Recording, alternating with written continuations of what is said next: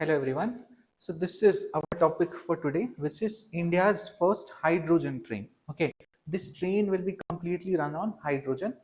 So recently it is to be flagged off by the Prime Minister. Now let's understand all about it. So our main focus here will be to understand the technology of how this hydrogen fuel cells work. Okay, how it is exactly helping us or can help us, and how there are some issues also with it that is not being talked about too much. Now, historic launch. First thing, PM Modi will flag off India's first hydrogen train in Jind, Haryana on 17th of July. Correct? So this train will be from Jind to Sonipat. Now, impressive scale, the 2400 kilowatt train features 8 passenger cars and 2 power cars. So small compartments, okay, simple train like structure. Now this is impressive scale. Why it's written? Because around the world, because most of the countries are just right now at trial stage, nobody is really running it commercially. So around the world we don't have any train which is bigger than this. This already has 8 passenger cars, which is the highest. Then route details. So it will carry up to 682 passengers at 75 km per hour on an 89 kilometer Jind Sonipat route. Global context, India joins Germany, Japan, China and the US in adopting this green technology. Okay, so this is the factual overview. You understood what is the significance of this project. Now let's understand how this entire thing works. Now first thing, we have to understand two things here. First is how the hydrogen fuel cell is working here. See, so a typical hydrogen fuel cell will be like this.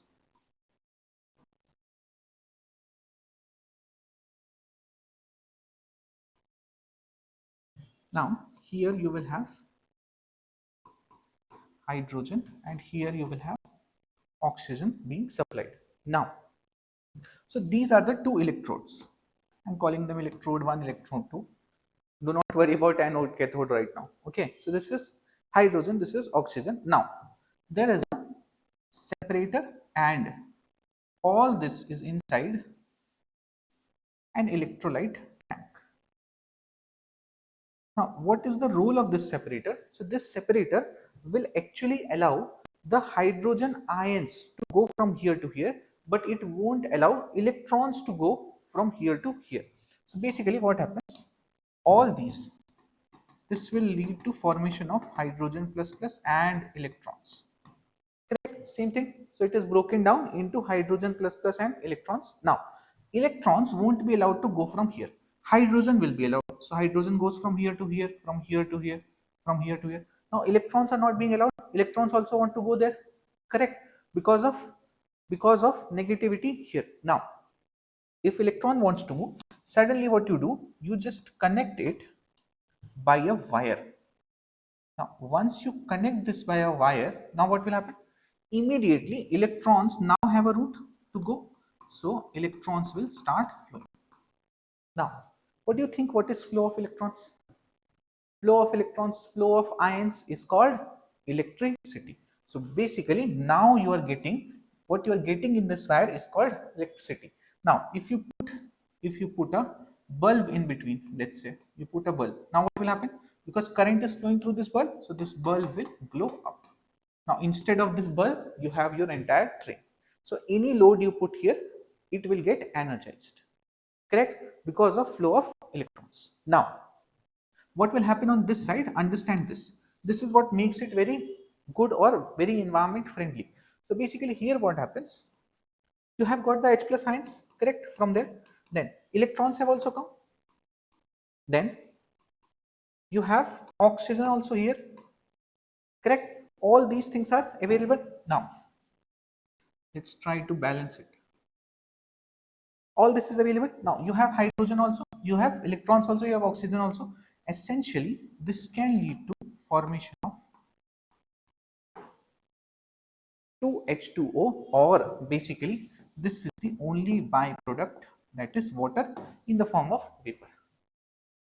Correct? So basically what you are doing, you are starting with hydrogen and oxygen, and then eventually you are getting only water as a byproduct, which makes this sustainable. Got it till here? Nice, everything is going nice. This is called a hydrogen fuel cell. This is different from internal combustion engines that use hydrogen. There they just burn hydrogen. Just like you have diesel and petrol, you burn it, you get some energy out of it, correct? Same thing happens in internal combustion engines that are based on hydrogen. This is not that. This is electrochemical based, correct? Like you have batteries and all, similar is this. This is hydrogen fuel cell. Now there are a few more things that you need to understand. Now, here, how good or sustainable is this process is not just decided here. See, byproduct is nothing, but the core thing here is the source of this hydrogen. What is the source of this hydrogen? Now, if the source of this hydrogen is some methane reforming or some fossil fuel itself, then this is not a very good process. Because anyway, to generate hydrogen, you have used up a lot of fossil fuels, correct? Which is not good at all. Now, if the source is also something that is much more eco-friendly, for example, if I tell you about one term that was asked in this year also, okay, and in 2024 also, this is called as green hydrogen. What is green hydrogen? It requires two things. First thing, that you require to call some hydrogen. See, this is hydrogen. When it will be called green hydrogen, first thing that it must come from the process of electrolysis. Electrolysis of water. So it must be not from some fossil fuel, from some methane. No, it must be coming from water. By breaking down water, you should be getting H2 plus oxygen. This should be the process. First thing. The other thing that you need is, see, electrolysis of water. Now, water, does it break down very easily into hydrogen and oxygen? No, not very easily. Correct? You have to give it energy to break it down. Otherwise, this is water. Is it getting broken down into hydrogen and oxygen very easily? No. So you have to provide it a lot of energy. That energy is usually in the form of, if this is electrolysis, it is coming from electricity. Now, how that electricity is being generated? Is that electricity from renewable energy? Then only it can be called green hydrogen. Okay, so basically it must come from the process of electrolysis of water, and the electricity to do this process of electrolysis of water should come from renewable energy resources. Then only it is called green hydrogen scientifically. Now government has many mechanisms why they are calling it green hydrogen. So it is not actually using green energy, it is using energy from the grid only, the one that we are seeing in India. But there are some mechanisms like you can buy renewable energy certificates. Okay, you can have some agreements with companies that make solar or wind energy. So all those accounting measures are taken, but scientifically these two are the requirement for green hydrogen. Now this you have understood everything about. Now one more thing you need to understand, that this actually still has, apart from this, it still has lithium ion battery. Now, why is a lithium ion battery still needed? See, this hydrogen fuel cell is very good. This hydrogen fuel cell is very good for continuous power. So, it can give you continuous power, same continuous power throughout. Now, but train usually don't work like this. Correct? Sometimes you have to accelerate the train. Correct? Sometimes you have to decelerate the train. Correct? Sometimes you have to start the train. Correct? So all those different things has to happen. Now that changing thing cannot be provided by this hydrogen fuel cells easily. They are just for continuous power. So for that we have lithium ion battery. This will help in acceleration. So when the train has to accelerate, so sudden burst of energy is needed, that will be provided by lithium ion batteries. And sometimes the train has to decelerate, correct? It has to reduce the speed. It does not need that much energy. While this is producing constant energy, then what to do? Huh? So this is essentially in those cases producing extra energy than what is needed. So this extra energy will be used to charge the lithium ion battery. Understood in both cases?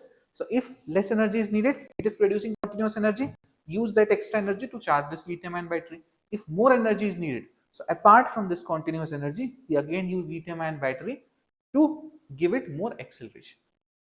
Understood? So this is in combination working very well for a real life scenario of a train. Understood? Then this is all you need to understand with respect to how it works. Other things are again factual. So implementation in future. What is the implementation? What is future? So hybrid power, as I explained you, the system uses lithium batteries seamlessly combined with imported. Now this is also an issue. We are trying to make our own, but right now we are importing Canadian hydrogen fuel cells. Infrastructure, a special facility has been made in Jind to cool down hydrogen till minus 15 degrees Celsius. Correct, because your storage of hydrogen is a major issue. So that you have. Then execution, rupees 136 crore project involved replacing an old diesel train engine with zero emission electric systems. Correct. So one diesel engine they are converting into this. Then future prospects, the train is fully approved for travel, but future projects depend on how well this pilot performs. So this is just a pilot project. Okay, many people are criticizing it overtly also. So what they are saying is, why you are launching it in this path between Jind and Sonipat? Why not in some very deep forested area or some mountain where there is no electricity grid? So there you actually need trains that can run on hydrogen. Why not there? But the thing is, when anything is being done for the first time, this is a pilot project. Pilot project is always taken in places where everything is easier to procure and to manage. Correct? We don't want to get to all problems at once. First thing is we are trying to see that can we do this commercially viably. Then we will, if we have to build large projects, then we will probably build in those places. Okay, so don't overtly criticize it. Some things in science have to be done because so as to understand what is the extent and use case of it. And this is known as pilot projects. And if everything comes out to be good, then you can see more deployment of it. This is it for the topic. Thank you.